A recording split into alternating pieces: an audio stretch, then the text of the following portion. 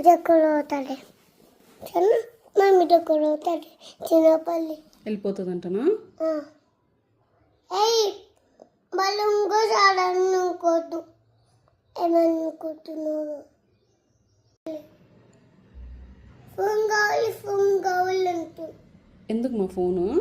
phone కావాలి మళ్ళీ phone కావాలి అంటూ ఏ బల్లి నీకు అంబిత మమ్మీ పోయి